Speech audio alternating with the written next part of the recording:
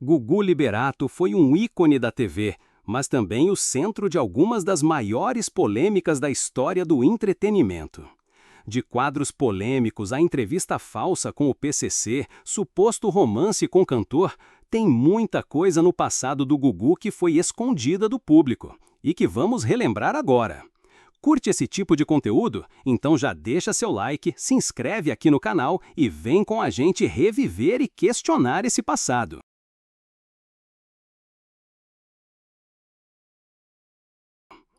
Em 2001, o Domingo Legal, comandado por Gugu Liberato, foi palco de um momento inusitado e que até hoje repercute como uma das maiores gafes da televisão brasileira.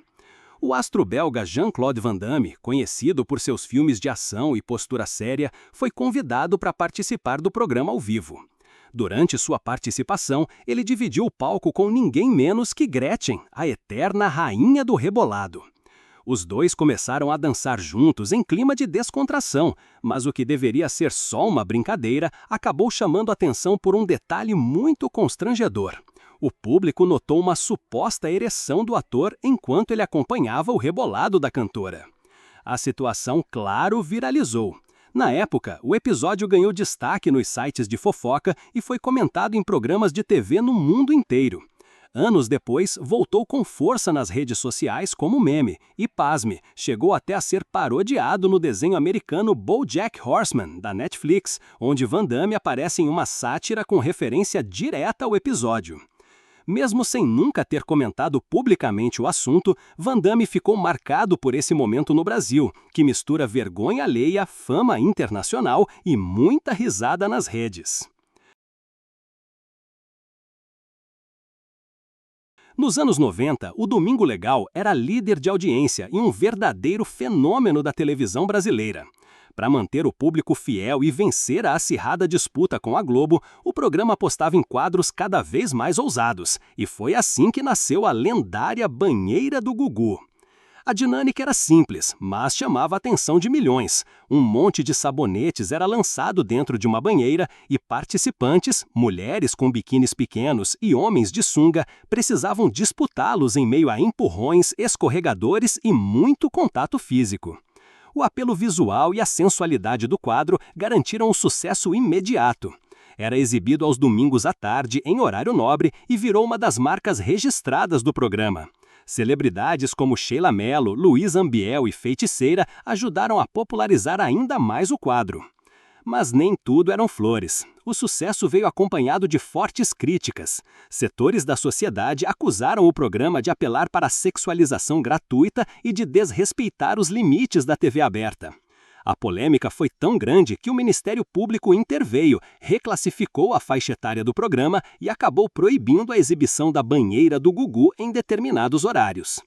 Apesar da censura, o quadro entrou para a história da televisão como símbolo de uma era, marcada por exageros, falta de filtro e um tipo de entretenimento que seria impensável nos dias de hoje.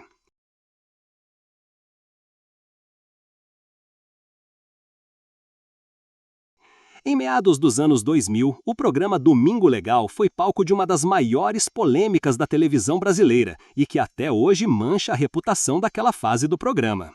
O caso ficou conhecido como o escândalo Gugu PCC e envolveu uma entrevista completamente forjada com supostos integrantes da facção. Na reportagem, exibida em rede nacional, 2 homens apareciam encapuzados, armados e fazendo ameaças pesadas a autoridades, apresentadores de TV, inclusive ao próprio Ratinho e ao sistema de segurança pública. O problema? Tudo era mentira. A entrevista foi montada com atores sob responsabilidade do repórter Wagner Maffezoli e o conteúdo era falso do início ao fim. A repercussão foi imediata e explosiva. O país inteiro ficou em choque e o Ministério da Justiça entrou em ação. O SBT foi multado severamente, o Domingo Legal ficou suspenso por dias e Gugu chegou a ser processado judicialmente, acusado de colocar em risco a segurança pública e espalhar pânico usando a TV como palco. O episódio abalou a credibilidade do programa e do próprio apresentador, que até então mantinha uma imagem limpa e popular. Foi um divisor de águas na carreira de Gugu e uma prova de que, na guerra pela audiência, às vezes os limites eram perigosamente ultrapassados.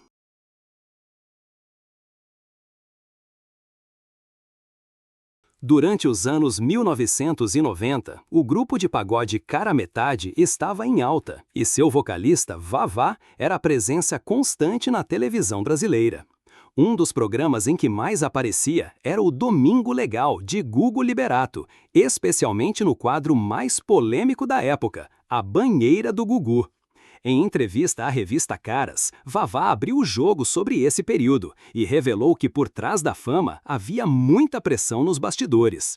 A gente estava ali toda semana. Eu cheguei a desmarcar o meu próprio aniversário porque marcaram gravação. Eu era obrigado, não tinha escolha, contou.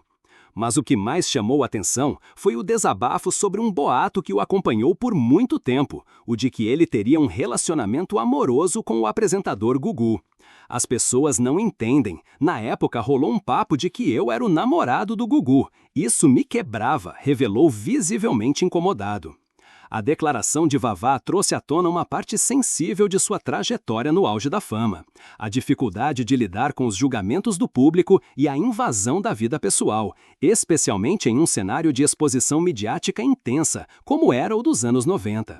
Apesar dos rumores nunca terem sido confirmados, nem por ele, nem por Gugu, o assunto circulou por muito tempo nos bastidores da TV e revistas de fofoca. Hoje, Vavá trata o tema com maturidade, mas não esconde o impacto que essas especulações tiveram em sua vida pessoal.